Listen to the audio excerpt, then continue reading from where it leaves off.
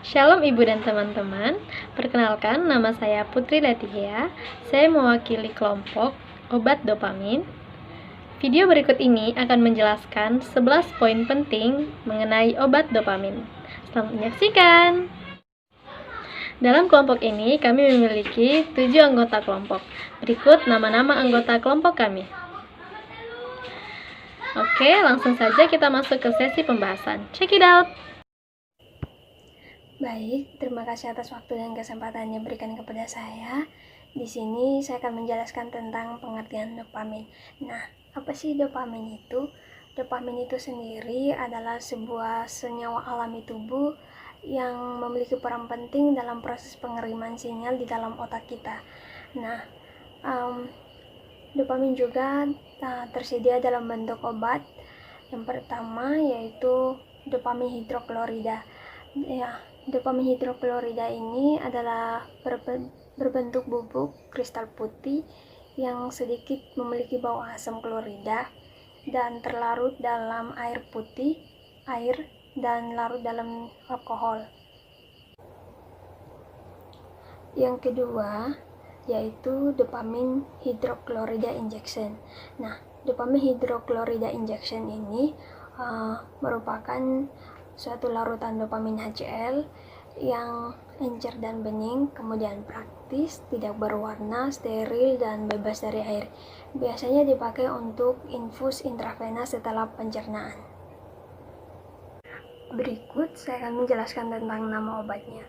Jadi untuk nama obat generiknya yaitu dopamin. Nah, pengertian untuk obat generiknya itu sendiri merupakan obat yang sudah habis masa patennya, sehingga obat jenis itu diproduksi oleh hampir seluruh perusahaan farmasi di Indonesia atau di seluruh dunia. Nah, untuk nama-nama paten yang sekarang digunakan itu ada beberapa contoh nama-nama di sini, yaitu yang pertama yaitu Cedatop, ada yang Toperdoperbah, ada Dopak, ada Dopamin, ada Dopamin HCl DBL, ada Indop, ada Dopamin HCl Hospira, ada Proinfrac. Itu ada nama-nama dagang yang tersebar atau nama-nama obat yang tersebar sekarang. Pada slide selanjutnya dapat kita lihat di situ terdapat beberapa contoh dari gambar sediaan obat dari dopamin, yaitu ada dopamin HCl, dopamin Dochart, dan dopamin brain food. Kemudian selanjutnya yaitu golongan dan klasifikasi dari obat dopamin.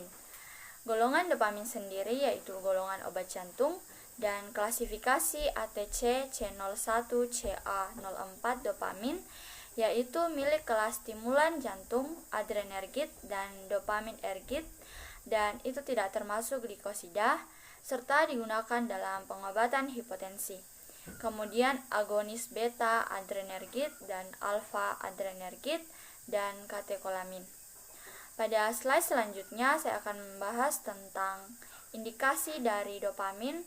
Pada slide ini dijelaskan ada 2 indikasi dari dopamin, yaitu yang pertama sebagai koreksi ketidakseimbangan hemodinamik yang terdapat pada sindrom shock karena infrak miokard, trauma, septikemia, endotoksit, operasi jantung terbuka, gagal ginjal, dan dekompensasi jantung kronis seperti pada kegagalan kongesif.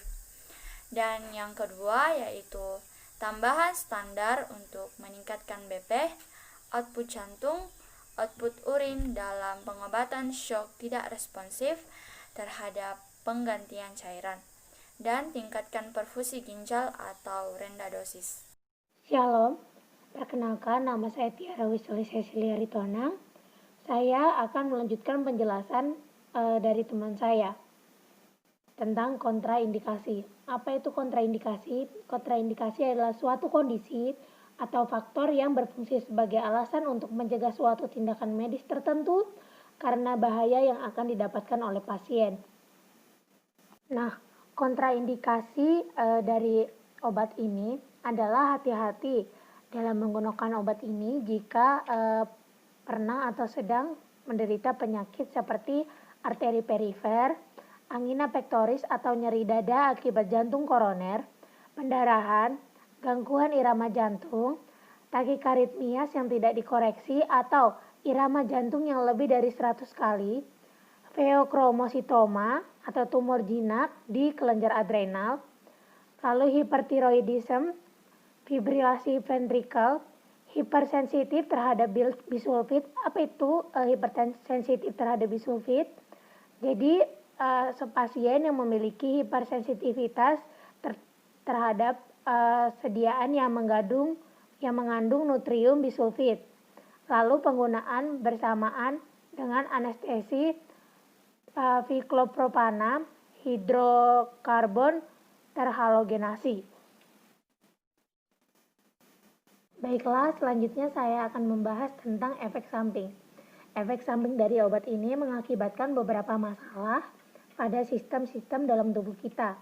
Contohnya seperti sistem kardiovaskular, sistem pernapasan, gastrointestinal, metabolik atau nutrisi, syaraf pusat, dan dermatologi, serta efek samping lainnya. Saya akan membahasnya secara satu persatu. Yang pertama, pada sistem kardiovaskular, obat ini memiliki efek samping aritmia ventrikel jika diberikan pada dosis yang tinggi kepada pasien. Lalu ada fibrilasi atrium, denyut etopik, takikardia, nyeri angina, palpitasi, kelainan konduksi jantung, lalu perluasan kompleks QRS, baradikardia, hipotensi, hipertensi, vasokonstriksi. Selanjutnya pada sistem pernapasan, efek samping dari obat ini adalah dyspnea. Pada sistem gastrointestinal, pasien yang diberikan obat ini akan merasakan efek samping seperti mual dan muntah. Lalu pada sistem metabolik atau nutrisi, pasien akan menderita azotemia. Pada sistem saraf pusat, pasien akan memiliki sakit kepala dan gelisah. Pada sistem dermatologis, pasien akan merasakan piloerection atau merinding atau juga rambut berdiri. Lalu pada sistem lainnya, gangguan ekstremitas telah terjadi jika kondisi dosisnya tinggi dalam jangka waktu yang lama. Atau pada pasien penyakit pembuluh darah okulasi yang menerima dopamin HCl dalam dosis yang rendah. Baiklah, selanjutnya saya akan membahas tentang farmakodinamik obat ini atau obat dopamin ini. Farmakodinamik dopamin bekerja pada 3 reseptor. Yang pertama, reseptor alfa 1 dan beta 1 adrenergik, lalu dan reseptor dopaminergik. Yang pengaktifannya yang akan diaktifkan tergantung pada dosis yang akan diberikan kepada pasien. Jadi, dosis apa yang diberikan kepada pasien seperti tinggi, sedang, atau dosis rendah, itu mempengaruhi reseptor mana yang akan berpengaruh pada obat ini. Terima kasih. Perkenalkan, nama saya Rita Herdianti Nenggolan. Saya akan menjelaskan tentang farmakodinamik dopamin. Farmakodinamik dopamin bekerja pada 3 jenis reseptor. Yang pertama, reseptor alfa 1 adrenergik, yang kedua reseptor beta 1 adrenergik, dan yang ketiga reseptor dopaminergik. Ketiga reseptor ini cara pengaktifannya tergantung pada jumlah dosis dopamin yang digunakan, yaitu yang pertama dosis rendah, di mana dosis rendah ini ukurannya kurang dari 3 mikrogram per kilogram berat badan per menit. Ini berperan dalam mengaktifkan reseptor dopaminergik dalam ginjal yang akan menghasilkan pelebaran arteri dalam ginjal. Yang kedua, dosis medium atau dosis sedang. Ini ukurannya antara 3 sampai 10 mikrogram per kilogram berat badan per menit. Ini berperan dalam mengaktifkan reseptor beta 1 adrenergik dalam detak jantung yang meningkat atau agen kronotropik positif dan juga kontraktilitas atau agen inotropik positif. Yang ketiga, dosis tinggi. Ini antara 10 sampai 20 mikrogram per kilogram berat badan per menit. Ini berperan dalam mengaktifkan reseptor alfa 1 adrenergik yang menghasilkan vasokonstriksi atau resistensi vaskular sistemik atau afterload ventrikel kiri itu akan meningkat. Selanjutnya adalah farmakokinetik. Dopamin memiliki onset sekitar 5 menit dan memiliki durasi aksi yang cepat. Kemudian dopamin didistribusikan secara luas di tubuh dan di metabolisme di ginjal, plasma, dan hati oleh perantara monoamin oksidase inhibitor dan diekskresikan di urin sebagai metabolit inaktif. Kemudian ada kerja dopamin di dalam tubuh. Yang pertama ada absorpsi yang diberikan melalui intravena. Mengapa diberikan secara intravena? Karena ketika dopamin diberikan secara oral, dopamin tidak akan aktif sehingga dopamin diberikan secara intravena. Cara tersebut juga mempercepat terjadinya absorpsi di dalam tubuh sehingga memerlukan onset sekitar 5 menit setelah pemberian intravena dengan waktu paraplasma sekitar 2 menit dan durasi aksi sekitar 10 menit. Jika pasien mengonsumsi monoamin oksidase inhibitor, dopamin akan bekerja lebih lama sehingga durasi aksi dapat mencapai 1 jam. Yang kedua ada distribusi. Dopamin didistribusikan secara luas di dalam tubuh, namun tidak dapat secara signifikan menembus batas tawar darah di otak. Yang ketiga ada metabolisme. Dopamin di metabolisme menjadi bentuk tidak aktif oleh monoamin oksidase dan satesol ometil transferase di dalam hati, ginjal, dan juga plasma. Bentuk metabolit dari dopamin berupa asam hemofanilik dan 3,4 asam dihidroksiphenalisetat. Sebagian kecil dari dopamin yaitu sekitar 25% digunakan pada ujung saraf simpatis untuk dihidroksilasi menjadi norepinephrine. Yang keempat adalah eliminasi. Dalam 24 jam diperkirakan 80% obat diekskresikan di urin dalam bentuk metaboliknya. Oke, selanjutnya kita masuk ke dalam dosis dan cara pemberian. Yang pertama, obat ini sebelum diberikan terlebih dahulu harus diencerkan. Kemudian obat ini diberikan melalui infus intravena. Nah, yang kedua, disarankan pengencarannya yaitu dengan transfer isi dari 1 atau lebih ampul dengan teknik aseptik ke dalam 250 ml atau 500 ml dari salah satu larutan intravena yang steril. Kemudian yang ketiga, dosis awal dari penggunaan dopamin HCl ini yaitu 2-5 mcg per kg/BB per menit. Ini lebih cenderung digunakan kepada pasien yang tingkat merespon kekuatan jantung dan perfusi ginjal itu secara sederhana. Nah, kemudian yang keempat, pada pasien yang parah, dosis yang diberikan itu 5 mcg per kg/BB per menit. Nah, ini akan ditingkatkan secara bertahap sampai 5-10 mcg kg/BB per menit. Nah, hingga mencapai 20-50 mcg per kg/BB per menit sesuai dengan kebutuhannya masing-masing. Nah, yang kelima, jika dosisnya lebih dari 50 mcg per kg/BB per menit yang diperlukan, maka sangat disarankan untuk lebih sering memeriksa keluarnya urin. Nah, kemudian kita masuk ke dalam nursing consideration. Nah, yang pertama, situs IV di sini tidak boleh kita gunakan untuk infus lain atau terapi IV. Nah, yang kedua, ekstravasasi dopamin dapat menyebabkan jaringan nekrosis pada kulit. Nah, karena itu sangat diharuskan untuk memantau situs IV setiap jamnya.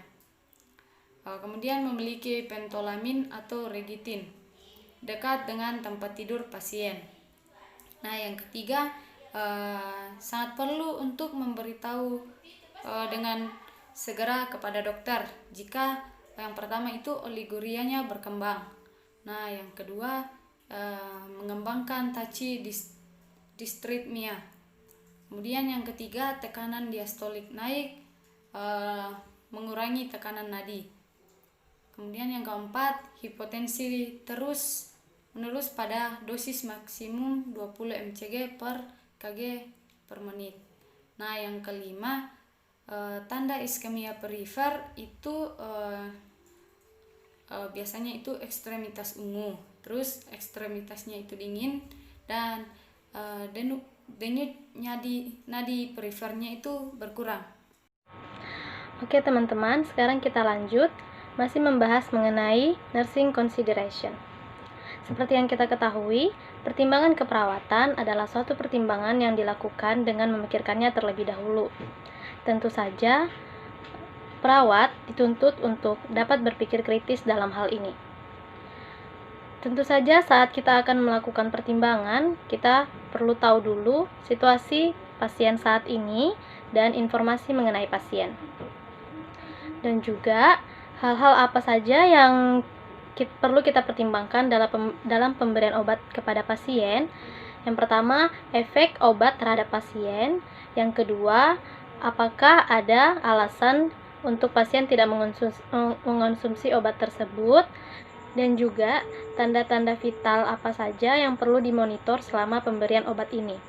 Nah, hal-hal seperti inilah yang perlu menjadi pertimbangan dalam pemberian obat kepada pasien. Nah, khusus untuk obat dopamin, berikut hal-hal yang perlu menjadi pertimbangan. Yang pertama itu ketidakcocokan obat.